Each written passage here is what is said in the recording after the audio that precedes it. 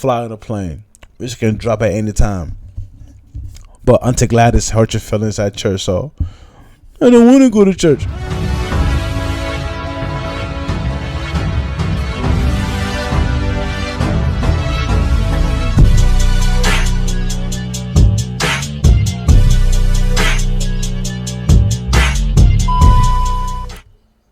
What's going on, guys? Welcome to another episode of Evans Talk, man.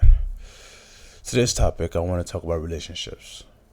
Relationships that we have with our mothers, our brothers, our uncles, our friends, our loved ones. Relationships that we have with God.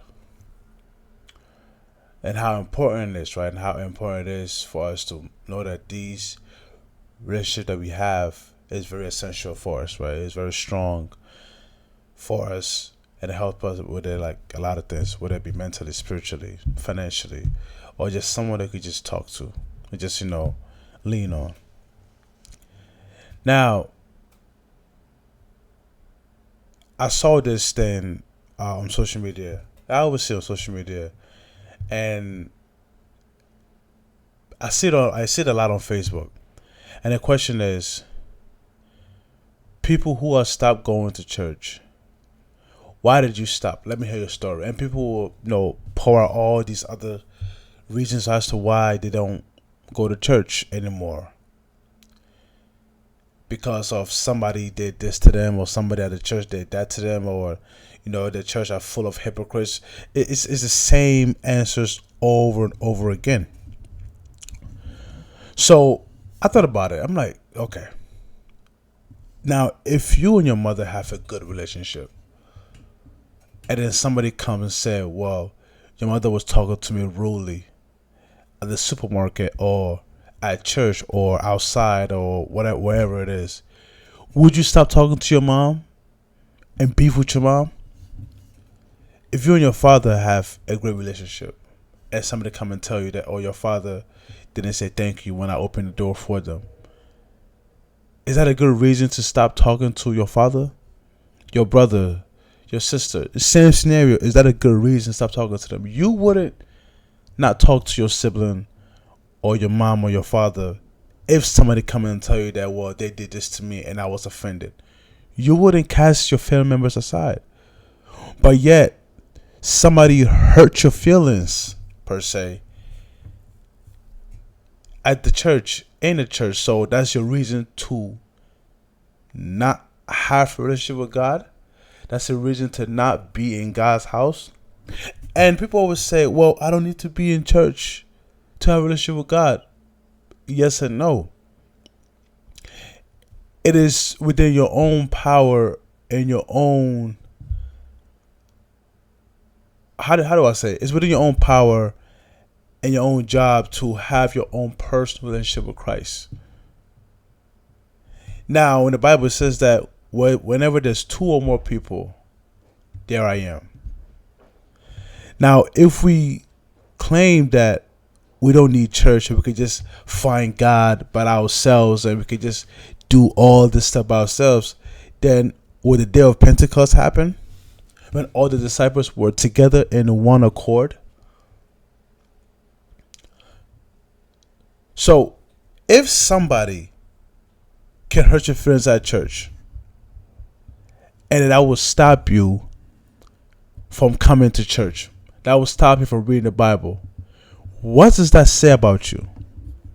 What does that say about you, the individual? What does that say about your relationship with God? What does that say about your mind, your spirituality, and just your whole character? If somebody can hurt your feelings at church, and you cannot differentiate the human being who is imperfect, who is mortal, versus the perfect being who's all-knowing, who's all-right, who's holy. If you cannot separate that, then I believe that the problem is with you. Also, think about this. If you let somebody at church stop you from going to church, stop you from having your own relationship with God, stop you from being in God's house, what did that say about your relationship with God? Was you looking for a way out in the first place? So an excuse came in, because the Bible convicts, the gospel convicts. From the Old Testament to New Testament, it tells you about yourself, and not a lot of people can handle that. So if you claim to be a believer, if you claim to love God, why would you let somebody run you out your father's house? I just want to make a quick video about this, man, and just have all of us, including me, because I do be tempted to not do certain things because of things that I believe has been done. I believe it's wrong. But at the same time, though, what are we there for? When we go to church, who do we go to church for? When we praise and worship, which is actually one of the most dangerous things to do. Hear me out, in the way of when you praising and worshiping God, or you singing a song, and you're in front of the congregation, you're worshiping God, and you doing this and doing that. Are you doing it and singing it to sound good?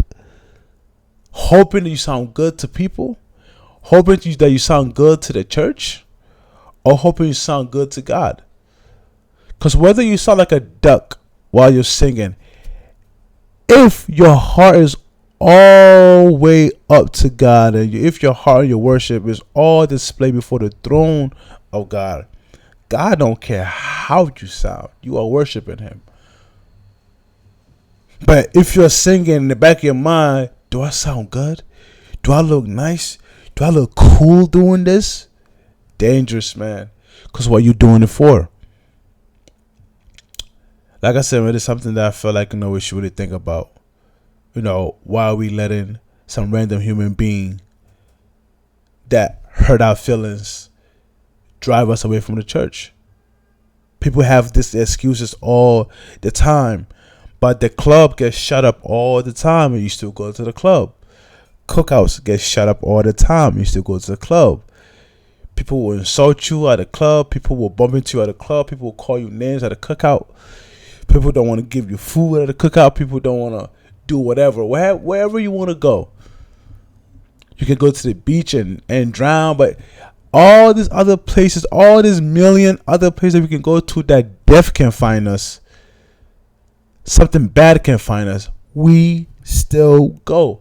Heck, we will make plans and buy a whole plane ticket to fly on a plane, which can drop at any time.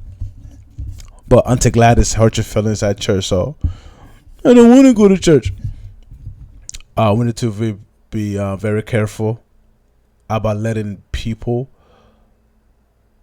move us away from God, move us away from His presence. It's good to have your own relationship with God. I encourage everybody to have their own relationship with God. Not religion, with God. But you still need church. We're all in this together. I don't care who you are. You're not finna come there and just be by yourself in the house and fight the devil alone. Nope. You're not. So, I hope this helps somebody. I hope this encouraged somebody to forgive and to go back to the presence of God, to go back to God's house. It's not let any human being stop them from, achieving what they can achieve.